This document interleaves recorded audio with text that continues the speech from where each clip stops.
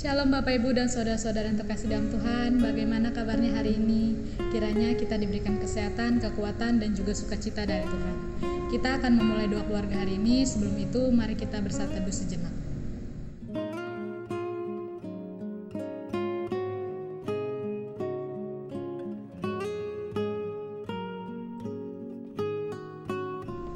Amin. Mari kita menyanyikan lagu dari KJ 403 bait 1 dan 2.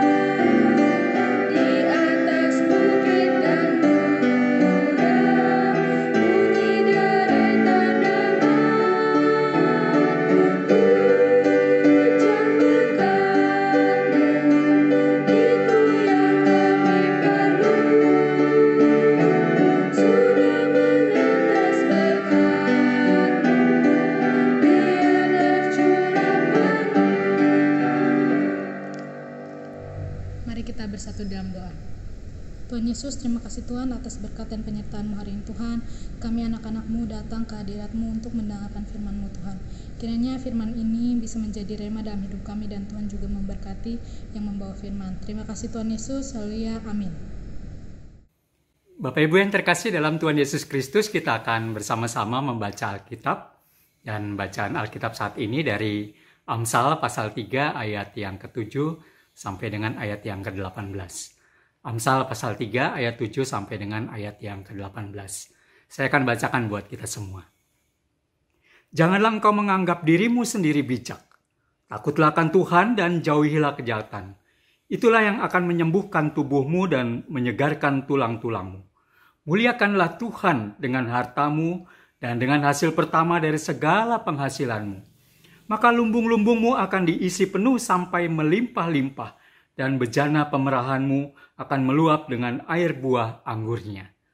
Hai anakku, janganlah engkau menolak didikan Tuhan, dan janganlah engkau bosan akan peringatannya. Karena Tuhan memberi ajaran kepada yang dikasihinya, seperti seorang ayah kepada anak yang disayangi.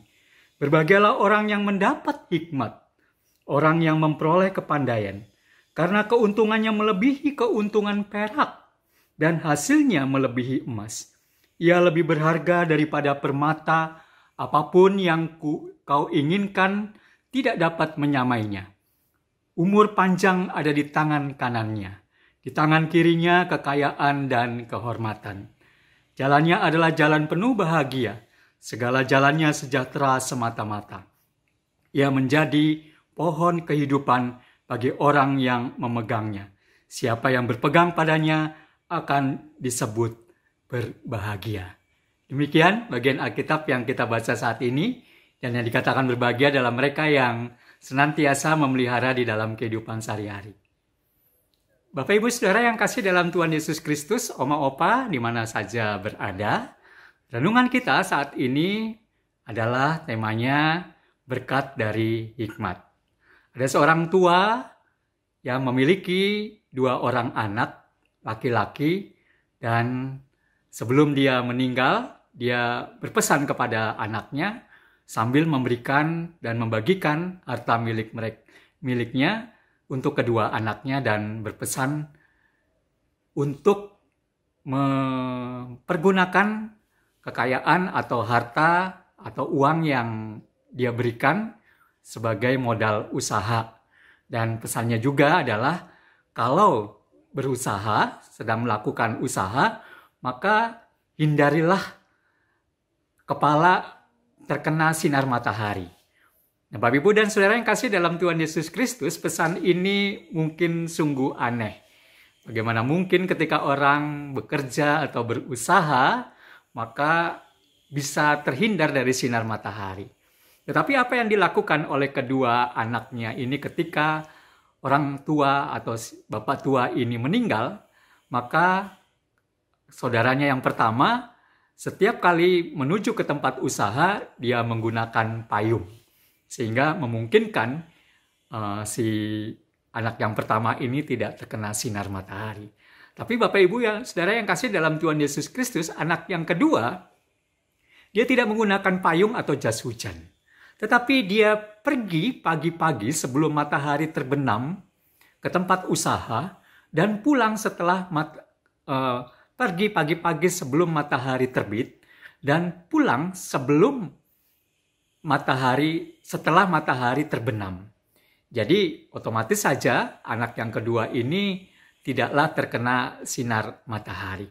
Nah, Bapak Ibu dan Saudara yang kasih dalam Tuhan Yesus Kristus, dari contoh ilustrasi ini mungkin kita bisa belajar bagaimana seseorang mensikapi sebuah pesan atau pernyataan yang disampaikan kepadanya ataupun sebuah perkataan yang ia dengar dan kemudian diberlakukan dengan penuh hikmat dan bijaksana di dalam menjalani kehidupannya.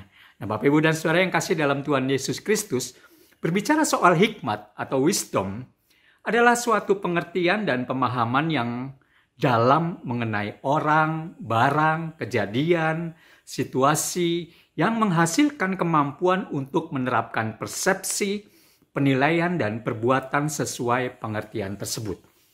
Seringkali pemahaman ini membutuhkan penguasaan reaksi emosional seseorang supaya prinsip pertimbangan dan pengetahuan universal dapat menentukan tindakan seseorang. Hikmat juga bisa berarti pemahaman akan apa yang benar yang dikaitkan dengan penilaian optimal terhadap suatu perbuatan. Nah, hikmat secara teknis juga bisa disebutkan sebagai sebuah keahlian yang dikaruniakan Allah untuk mengerjakan sesuatu yang sempurna dari talentanya, keunggulan, dan keahlian seseorang terhadap sesuatu yang disebut sebagai hikmat dan tentu saja mengembangkannya. Secara intelektual, hikmat adalah kemampuan menyusun rencana yang benar dan cara yang tepat untuk menghasilkan atau memperoleh hasil yang dikehendaki. Ini juga biasanya disebut sebagai kebijaksanaan.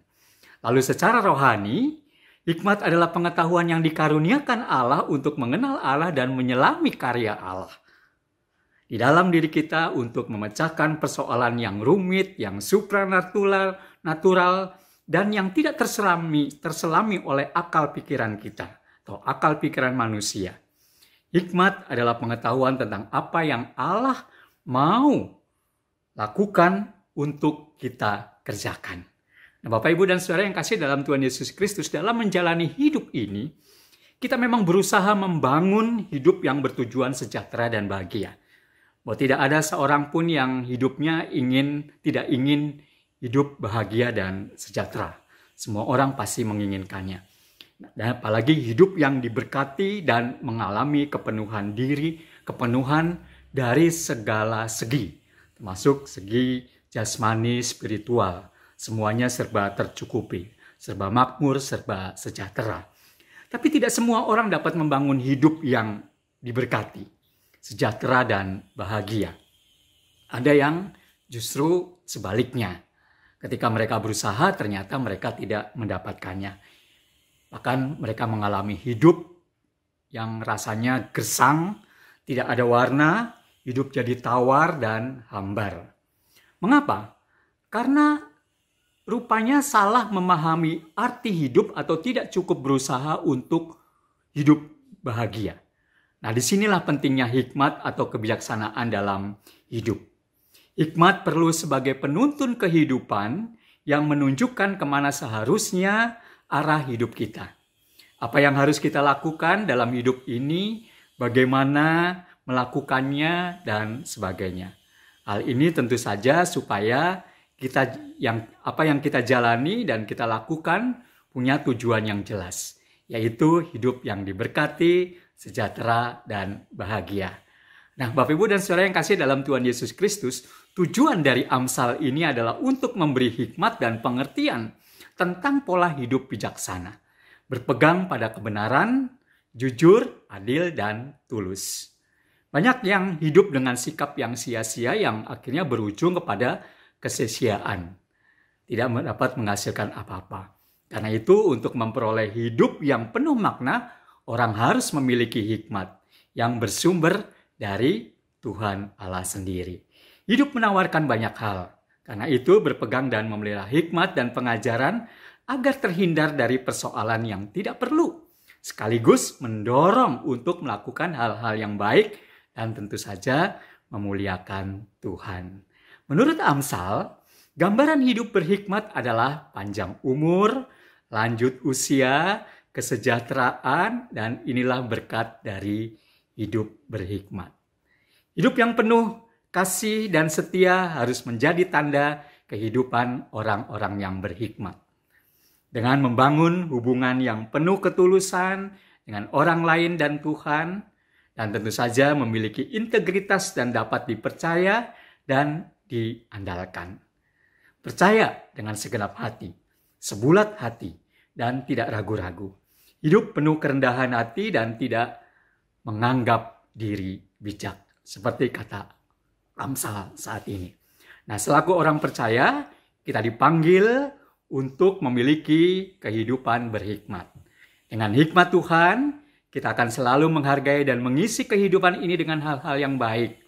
Hidup ini sementara. Hargailah dengan takut akan Tuhan dan selalu menjadi berkat bagi orang lain seperti yang dianugerahkannya, seperti yang dilakukan oleh Tuhan Yesus yang menyelamatkan kita sebagai orang yang berdosa dan kita diselamatkan. Karena itu, kita perlu menghargai karya penyelamatan Tuhan yang sudah dianugerahkannya kepada kita melalui hidup yang menyenangkan Tuhan. Dan tentu saja menyenangkan sesama. Dan secara bersamaan saat kita menjalaninya, maka kebahagiaan, kesejahteraan, keberkatan itu akan nyata kita alami sekarang, esok, kini, di sini, di tengah hidup berumah tangga, bergereja, dan bermasyarakat. Kenapa tidak? Kiranya Tuhan senantiasa memampukan kita untuk terus menjalani kehidupan ini dengan penuh hikmat, dan terimalah dan rasakanlah serta nikmatilah berkat-berkat Tuhan ketika kita menjalani dengan hidup berhikmat. Kiranya Tuhan memampukan kita semua dan Tuhan memberkati kita semua. Amin.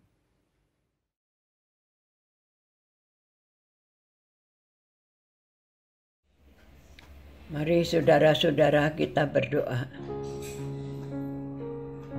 Bapa Surgawi, Allah yang kekal, Allah yang kami sapa di dalam nama Tuhan Yesus Kristus.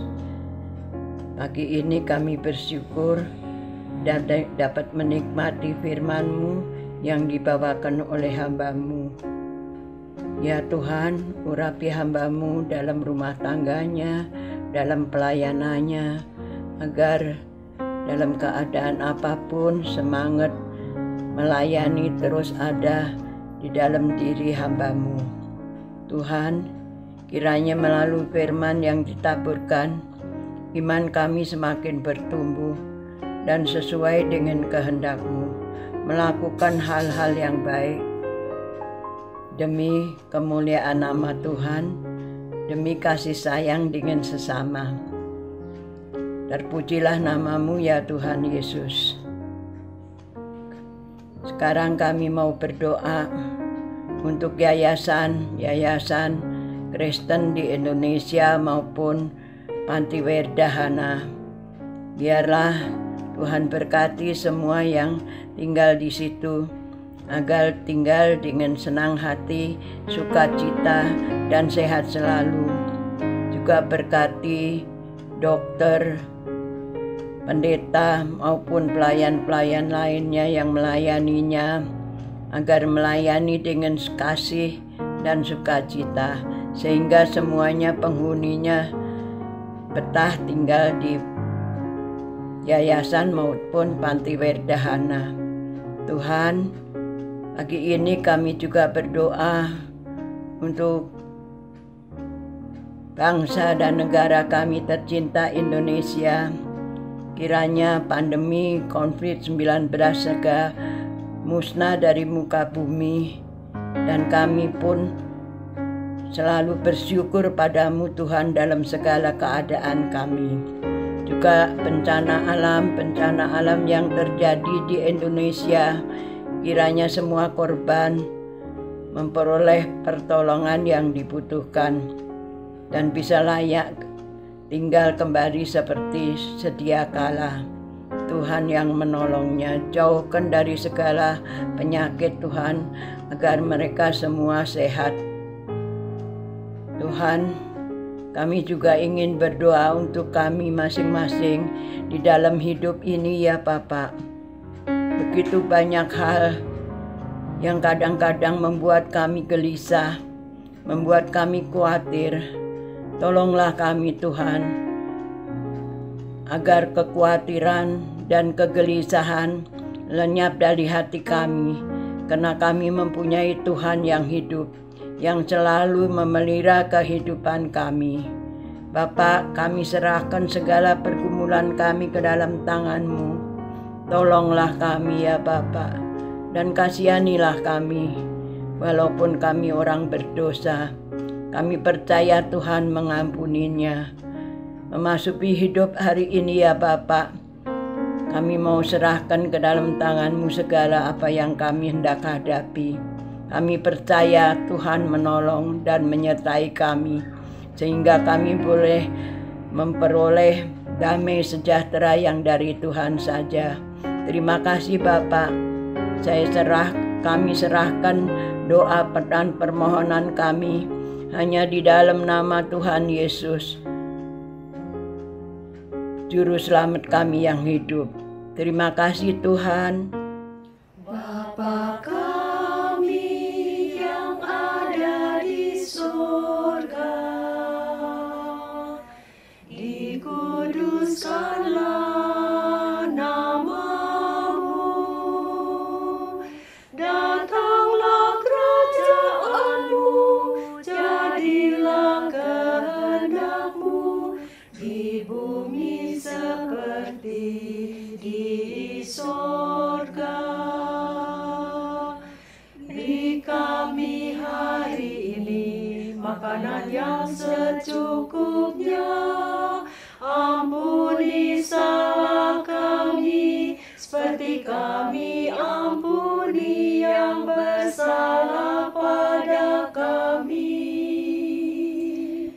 Jangan bawa kami dalam pencobaan, tapi lepaskan kami dari yang jahat, sebab Engkau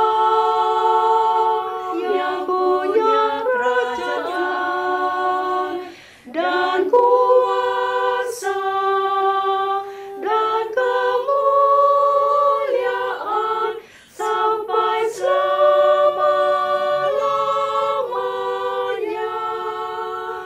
Amin.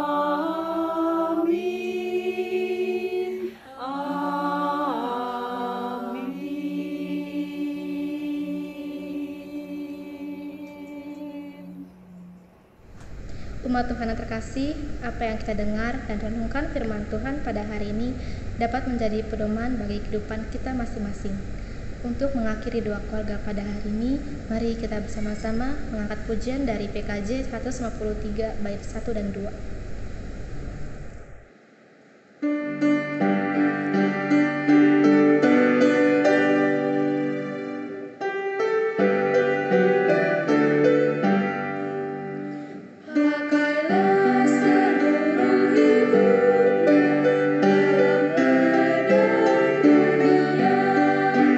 Tiap harta dan talenta